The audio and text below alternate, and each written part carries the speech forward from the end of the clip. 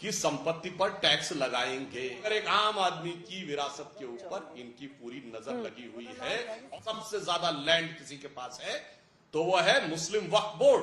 अभी कर्नाटक की सरकार इनका प्रयास कर रही है कि सारे मुस्लिम ओबीसी हो जाएं, और अगर हमारी सरकार ना गई होती तो 2013 में तो ये लोग ये अमेंडमेंट करके गए थे कि अगर आपकी संपत्ति पे क्लेम कर ले आप कोर्ट नहीं जा सकते। लोग कहते हैं जातिगत जनगणना का विषय तो क्यों नहीं कराया है हिमाचल में, क्यों नहीं कराया 10 साल पंजाब में। चाहे सुप्रिया जी कितनी सफाई दे ले, कहा जाता है बिगड़ी बात बने नहीं, लाख करो किनकोए, रहीमन बिगड़े दूध को मथे न माखनो। दूध फट गया। पार्टी कभी नारा लगाती थी जात पे न पात पे, इंदिरा जी की बात पे मुहर लगेगी हाथ पे, और पुरखों की बात को रख के लात पे पार्टी ले आई फुटपाथ पे। लेकिन एक चुटकी सिंदूर की कीमत और एक मंगलसूत्र की मर्यादा तुम क्या जानो नरेंद्र बाबू। मंगलसूत्र छोड़िए, उनके परिवार वालों ने मेडल तक लौटा दिए थे कि अफजल गुरु को फांसी नहीं हो रही थी। और 54 कैदी जो हमारे थे, हमारी सेना के जवान, वो पाकिस्तान की जेल में थे, वो वापस नहीं लिए। उनके मंगलसूत्र का जवाब दीजिए। सैकड़ों हमीद ईद पर नहीं मिले और ज्योति दीप ज्योति पर्व पर नहीं मिले, और मिट गए सिंदूर मौत चूड़ियां हुई,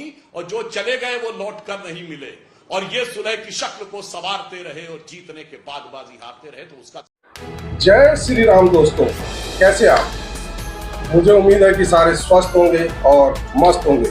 दोस्तों, जैसे कि आपको पता ही है कि आजकल इलेक्शन का मौसम चल रहा है और हर पार्टी वोटरों को लुभाने के लिए अपने वादों का पिटारा देकर वोटरों के बीच जा रही है।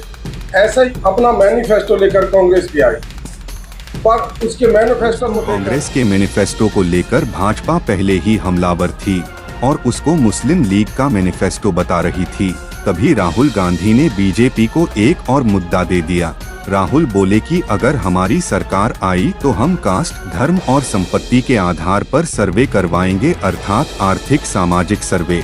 इस पर भाजपा ने कह दिया जो आम लोग हैं, बहुसंख्यक है और जो सामाजिक रूप से पिछड़े हैं, उनकी संपत्ति लेकर कांग्रेस मुसलमानों में बांट देगी। इन मुद्दों को लेकर बीजेपी इलेक्शन में पहले से ही हमलावर थी कि तभी सैम पित्रोदा ओवरसीज ने कांग्रेस के अध्यक्ष और राहुल गांधी के गुरु विरासत पर टैक्स का गोला छोड़ दिया और बीजेपी को कांग्रेस के खिलाफ एक और मुद्दा दे दिया।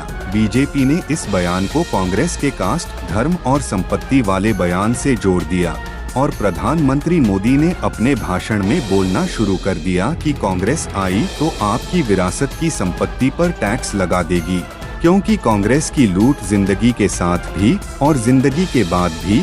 अब कांग्रेस इस बयान को सैम पित्रोदा का निजी बयान बताकर पल्ला झाड़ रही है। इन्हीं बयानों को लेकर सुधांशु त्रिवेदी ने कांग्रेस की गालीबाज प्रवक्ता सुप्रिया श्रीनेत की क्लास लगा दी। तो देखते हैं डिबेट को कि कैसे सुधांशु त्रिवेदी ने कांग्रेस की गालीबाज मैडम को धोया। सैम पित्रोदा, ओवरसीज कांग्रेस के अध्यक्ष, इनहेरिटेंस टैक्स को लेकर उनका ये बयान तो उनके हाईटेक गुरु ने कोई भी चीज कॉन्टेक्स्ट में देखी जाती, संदर्भ में। पहले राहुल गांधी बोल चुके थे कि सर्वे कराएंगे, एक्सरे कराएंगे। अब एक्सरे साफ कर दिया है सैम पित्रोदा जी ने। हाईटेक गुरु है, एकदम क्लियर कर दिया कि उनका मतलब क्या था कि संपत्ति पर टैक्स लगाएंगे। और जो उन्होंने उदाहरण दिया अमेरिका का, वहां तो 45% तक इनहेरिटेंस टैक्स लगता है। आप अपने बेटे बेटी को संपत्ति देना चाहेंगे तो आपके ऊपर इतना सारा टैक्स लगाना पड़ेगा। तो अब मतलब इसमें कोई बचाव की गुंजाइश नहीं रह गई, क्योंकि जितने तेवर के साथ राहुल गांधी जी बोल रहे थे कि हम ये करेंगे, हम आर्थिक सर्वेक्षण कराएंगे, इंस्टीट्यूशनल सर्वे कराएंगे, ये उन्होंने बोला। और बोलने के बाद जो उनके गुरुजी ने बोला, अब एक्सरे साफ हो गया। जब एक बार एक्सरे हो गया ना अंजना जी, फिर वो आप शरीर पे क्या कपड़ा पहने हैं, कपड़े में ये दिख रहा नहीं दिख रहा, वो बात खत्म हो गई। वो सारी की सारी चीजें बहुत क्लियर कट दिख गई। और दूसरी बात जो हमने कहा कि मुस्लिमों को देने की बात, तो देंगे नहीं, ये दे चुके। मैं सारे दर्शकों से कहता हूं, क्या यह सच नहीं है कि सरकार के बाद अगर सबसे ज्यादा लैंड किसी के पास है तो वह है मुस्लिम वक्फ बोर्ड। 12 लाख एकड़ जमीन है। और यह सक्सेसिवली नेहरू जी से लेकर और मनमोहन सिंह जी की सरकारों ने उनको ज्यादा से ज्यादा ताकत दी। और अगर हमारी सरकार ना गई होती तो 2013 में तो ये लोग ये अमेंडमेंट करके गए थे कि अगर आपकी संपत्ति पे क्लेम कर ले आप कोर्ट नहीं जा सकते, आपको उसके ट्रिब्यूनल में जाना पड़ेगा। अब मैं बता रहा हूं, SC ST OBC का आरक्षण यह अलीगढ़ मुस्लिम यूनिवर्सिटी और जामिया मिलिया में ले चुके हैं और लेके एक मुश्त मुस्लिमों को दे चुके हैं। अभी इनकी कर्नाटक की सरकार ने, इन्होंने रंगनाथ मिश्रा कमेटी में रिकमेंडेशन किया था कि ओबीसी में 10% रिजर्वेशन ओबीसी का निकाल के एक्सक्लूसिवली मुस्लिम को दे देना चाहिए। कर्नाटक में इन्होंने दिया, इन्होंने आंध्र में दिया, मगर कोर्ट में मामला फंस गया। अभी कर्नाटक की सरकार इनका प्रयास कर रही है कि सारे मुस्लिम ओबीसी हो जाएं। वो तो ओबीसी कमीशन ने पूछा है कि कैसे हो गया।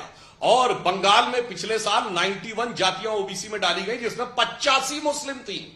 तो ओबीसी कमीशन ने पूछा ये कैसे, तो उन्होंने कहा ये कन्वर्ट होने से पहले थी इसलिए है। तो पूछा ऐसा कन्वर्जन कैसे हुआ, तो उसका जवाब नहीं है। और मैं पूछना दर्शकों से कहना चाहता हूं, एक एनिमी प्रॉपर्टी एक्ट भी आया था जो इन्हीं की सरकार के जमाने में आया था 65 में। उसमें रिलैक्सेशन करके, यानी उन सारे लोगों की संपत्ति उन लोगों को देना चाहते थे जो मुस्लिम यहां हैं या बाहर हैं। तो ऐसा नहीं कि हम हवा में कह रहे हैं, ये सारी बातें जो वो कर चुके हैं। और अभी मैं रास्ते में मोबाइल में सुन रहा था, सुप्रिया जी ने कहा था कि भाई हम ताल ठोक के कहते हैं दूध का दूध पानी का पानी होगा। वैसे तो मुझे लगता है कि सैम पित्रोदा जी के बोलने के बाद दूध का दूध, पानी का पानी, छाछ का छाछ, रायता का रायता इतना हो गया है कि अब बचने की कोई गुंजाइश नहीं। मगर मैं भी उनसे कहता हूं, ताल ठोक के आप लोग कहते हैं जातिगत जनगणना का विषय तो क्यों नहीं कराया है हिमाचल में, क्यों नहीं कराया 10 साल पंजाब में? अभी की पुरानी बात छोड़ दीजिए, तब तो आप विरोध में रहते थे। राजस्थान में क्यों नहीं कराया, छत्तीसगढ़ में क्यों नहीं कराया? और मैं सुप्रिया जी को बता दूं, अरे भाई कर्नाटक में आपके डिप्टी सीएम डीके शिवकुमार ताल ठोक के कहते हैं कि नहीं होने दूंगा। तो मैं दर्शकों से कहता हूं, इन लोगों का दोहरा चरित्र देखिए। अपनी विरासत तो किसी को नहीं देना चाहते, ये सारे दल ऐसे हैं। मेरी विरासत तो मेरे पास रहनी चाहिए। हम तो उन ट्रस्टों के मालिक हैं जिनमें हजारों हजारों करोड़ की संपत्ति है, वो तो पीढ़ी दर पीढ़ी ट्रांसफर होती रहनी चाहिए इन सारी पार्टियों की। मगर एक आम आदमी की विरासत के ऊपर इनकी पूरी नजर लगी हुई है। विदेश की फोटो नहीं, विदेश की छाप भी दिख रही है सोच में, ये उनका आरोप। ज्योतिरादित्य सिंधिया से भी मैं बात कर रही थी, उन्होंने भी यही आरोप लगाया सुप्रिया जी। उनका कहना है कि देश को पिंजरे में कैद करने वाली सोच लेकर ये आ रहे हैं, पीछे ले जाने की सोच लेकर आ रहे हैं। यहाँ जबकि डीबीटी के जरिए लोगों को मोबाइल पर पैसे का मैसेज मिल रहा है, आयुष्मान कार्ड मिल रहा है, देश को पीछे ले जाकर फिर से नए सिरे से जाति और धर्म के आधार पर सेंसस करके बांटना चाहते हैं। आखिर कास्ट सेंसस पर इतना जोर, जिसको लेकर आप लोग आगे फिर कहते हैं कि संपत्ति का सही से फिर वितरण होना चाहिए, इसी को लेकर तो एक मतलब इन दोनों कड़ियों को जोड़कर बीजेपी ने हमला शुरू किया है ना। 15,329 शब्द है इस मैनिफेस्टो में, 46 पन्ने का है।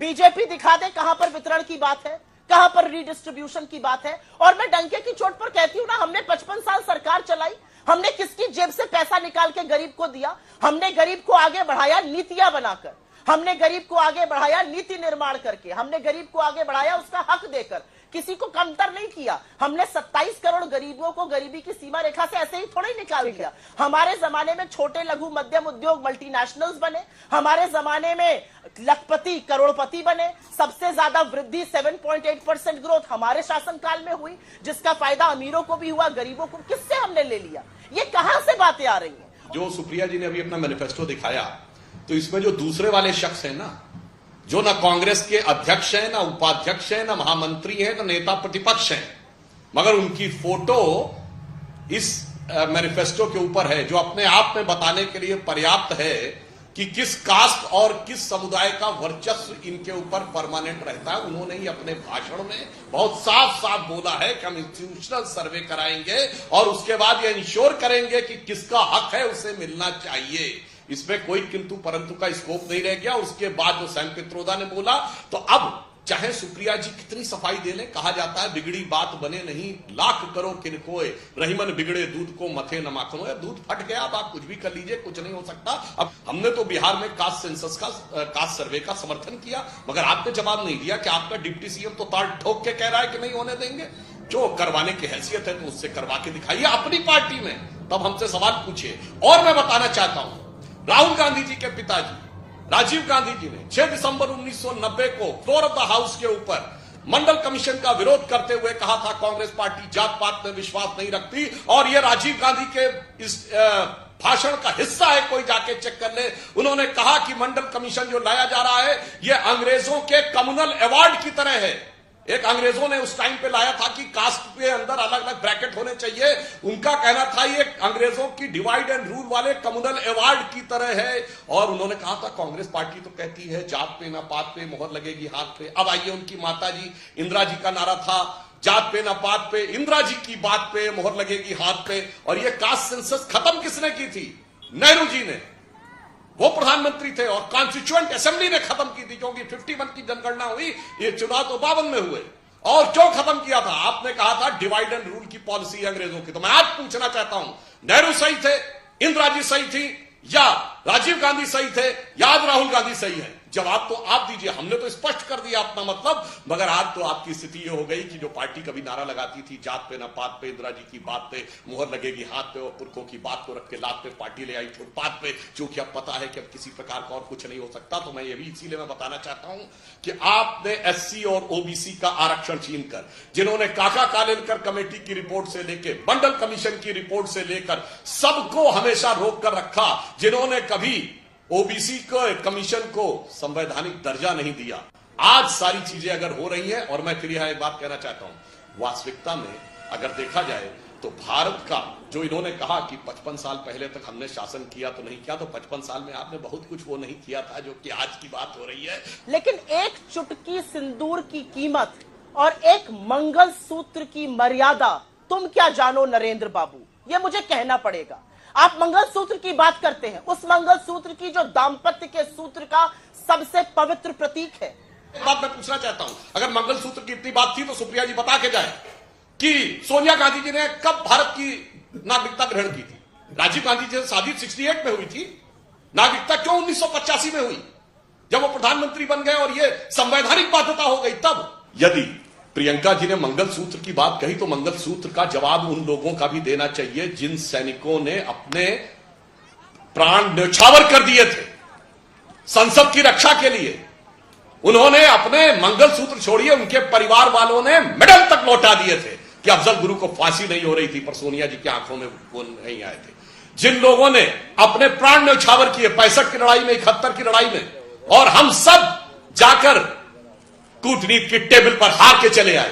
93,000 प्रिजनर ऑफ वॉर थे, उसके बाद हम पीओके सॉल्व नहीं कर पाए। छोड़िए, मैं दर्शकों से कहना चाहता हूं, हमने बांग्लादेश में 93,000 पाकिस्तान के कैदी छोड़े और 54 कैदी जो हमारे थे, हमारी सेना के जवान, वो पाकिस्तान की जेल में थे, वो वापस नहीं लिए। उनके मंगलसूत्र का जवाब दीजिए, जिसे हम लोग कहते थे कि सैकड़ों हमीद ईद पर नहीं मिले और ज्योति दीप ज्योति पर्व पर नहीं मिले, और मिट गए सिंदूर मौत चूड़ियां हुई, और जो चले गए वो लौट कर नहीं मिले, और ये सुलह की शक्ल को सवारते रहे और जीतने के बाद बाजी हारते रहे। तो उसका जवाब देना होगा। इनका बहुत साफ एजेंडा है, ये बहुत स्पष्ट है कि भाई एक समुदाय को जोड़ के रखना है, उत्तर से दक्षिण तक नहीं, हमास और फिलिस्तीन तक जोड़ के रखना है, और दूसरे को तोड़ के रखना है उत्तर भारत दक्षिण भारत में, तमिल और हिंदी में, पंजाबी और बंगला में, हिंदी और मराठी में, अगड़े और पिछड़े में, दलित और सवर्ण में। बस एक हमास और फिलिस्तीन वोट बैंक को अपना है, बाकी में टुकड़े करना हमास है, वो फिलिस्तीन बिल्कुल को साफ हो। कौन जोड़ रहा है? ये कांग्रेस वर्किंग कमेटी ने इजराइल हमास युद्ध के ऊपर प्रस्ताव पारित किया और उसमें हमास के लिए आतंकवाद शब्द का प्रयोग नहीं किया। नंबर 2, प्रियंका गांधी ने ट्वीट किया। नंबर 3, सोनिया गांधी ने आर्टिकल्स लिखे। बताइए किस इंटरनेशनल कॉन्फ्लिक्ट के ऊपर लिखे? ये चाइना ताइवान पे कभी लिखा है? रशिया यूक्रेन पे लिखा है? ये बताइए, ये इराक और कुवैत के ऊपर लिखा है? और इन्होंने हमास के लिए आतंकवादी शब्द नहीं प्रयोग किया। और बुरहानपुर मध्य प्रदेश में इनके प्रत्याशी ने हमास जिंदाबाद के नारे लगवाए। केरल में जहां से राहुल गांधी सांसद हैं, वहां हमास जिंदाबाद के वीडियो अवेलेबल है। मोदी जी ने जो हेट स्पीच, जिस तरह की भाषा का प्रयोग एक समुदाय के लिए और इस देश की ब्याहताओं के लिए किया है, उससे भाजपा खुद शर्मिंदा है। जोशो जुनून में सुप्रिया जी ने मोदी जी के बारे में बोला कि ऐसी भाषा की बात, तो मैं कहना चाहता हूं कि आपने मोदी जी के बारे में हिटलर की मौत, कुत्ते की मौत से लेकर क्या क्या बोला। अरे सुनिए महोदया, जवाहरलाल नेहरू के बारे में एक आर्टिकल लिख दिया था मजरू सुल्तानपुरी ने कि आपकी आचरण में हिटलर की झलक दिखती, आप हिटलर के चेले हैं, तो 2 साल जेल रहे थे। और यहां मोदी जी की मौत की प्रकार, मर जा, कब्र खुदेगी वगैरह वगैरह, टुकड़े टुकड़े कर डालूंगा, वो भाषा नहीं। और तो छोड़िए, हिंदू धर्म एक वो वायरस है, वो डेंगू है, वो फलाना, ये भाषा कोई थोड़ी है। तो बजाय हमारा मैनिफेस्टो का दुष्प्रचार करने के, मोदी जी डंके की चोट पर अपने मैनिफेस्टो की, अपनी चीजों की, अपनी उपलब्धियों की, अपनी रणनीति की बात करते हैं। ठीक है। अच्छा ये बताइए, अल्पसंख्यक अपने मैनिफेस्टो में कौन लाया था? हम लाए थे या ये लाए थे? Minorities particularly Muslims they should have the first right. ये हमारे प्रधानमंत्री का बयान है या इनके प्रधानमंत्री का बयान है? सैम पित्रोदा आते हैं, कांग्रेस को फंसा जाते हैं, कभी मणिशंकर अय्यर आते हैं, कुछ बोलते हैं, कांग्रेस को समेट लाते हैं। तो देखा आपने किस तरीके से सुधांशु त्रिवेदी ने गांधीवादी मैडम कांग्रेस की प्रवक्ता सुप्रिया श्रीनेत की ऐसी की तैसी कर रहा है। आई होप कि आपको वीडियो पसंद आएगा। वीडियो पसंद आए तो लाइक कीजिए, शेयर कीजिए और चैनल पर नए हैं तो सब्सक्राइब कीजिए। मिलता हूं फिर किसी नई वीडियो के साथ, तब तक जय श्री राम।